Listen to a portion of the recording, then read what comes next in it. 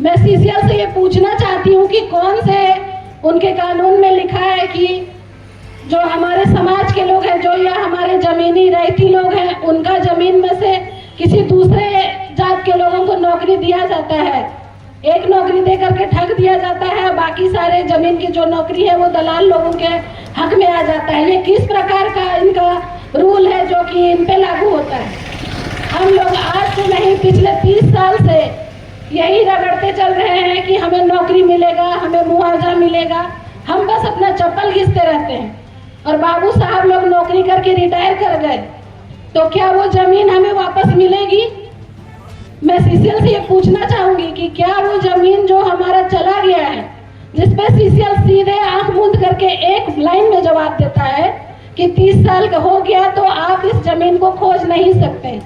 तो जब उस जमीन में मेरा पूर्वज या मेरा वंशज जब नौकरी किया ही नहीं, तो वो नौकरी गया कहाँ? और उसे मांगने का क्या मेरा कोई अधिकार नहीं बनता है?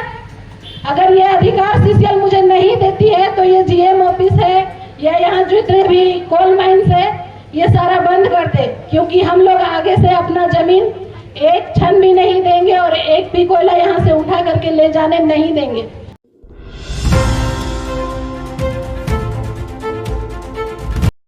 आज इस एक दिवसीय धरना में इनके एरिया पे उपस्थित जीएम ऑफिस पे हम लोगों ने जो एक दिवसीय धरना लगाया है, इसमें सभी गांव या सभी जितने भी इस एरिया के क्षेत्र में हमारे गांव शामिल हैं, इसमें से कोई एक ऐसा गांव नहीं है जहां पे पूरी तरह से सीसीएल का मूलभूत सुविधा देता गया हो।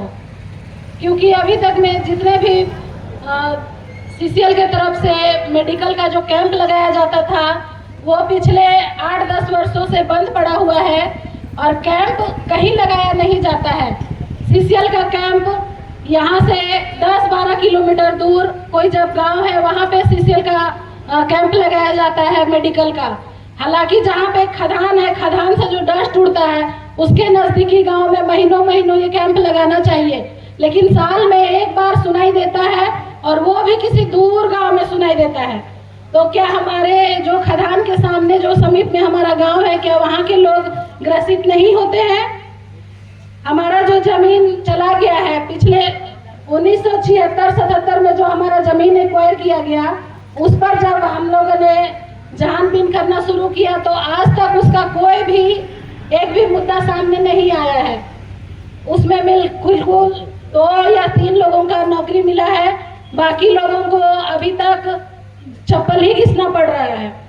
मैं सीसीएल से ये पूछना चाहती हूँ कि कौन से उनके कानून में लिखा है कि जो हमारे समाज के लोग हैं, जो या हमारे जमीनी रैयती लोग हैं, उनका जमीन में से किसी दूसरे जात के लोगों को नौकरी दिया जाता है।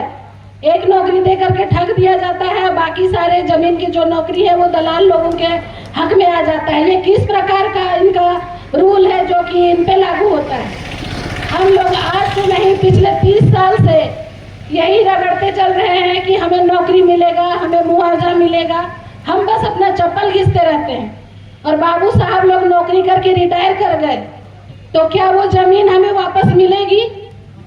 मैं सीसीएल से ये पूछना चाहूंगी कि क्या वो जमीन जो हमारा चला गया है, जिसपे सीसीएल सीधे आंख मूंद करके एक लाइन में जवाब देता है कि 30 साल का हो गया तो आप इस जमीन को खोज नहीं सकते।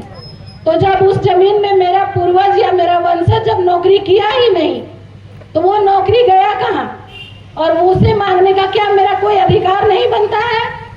अगर ये अधिकार सीसीएल मुझे नहीं देती है तो ये जीएम ऑफिस है या यहाँ जितने भी कोल माइंस है, ये सारा बंद कर दे, क्योंकि हम लोग आगे से अपना जमीन एक क्षण भी नहीं देंगे और एक भी कोयला यहाँ से उठा करके ले जाने नहीं देंगे।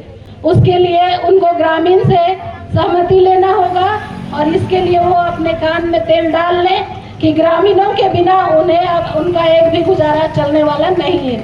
मैं इतना ही कहकर अपनी वाणी को विराम देती हूँ। जय झारखंड।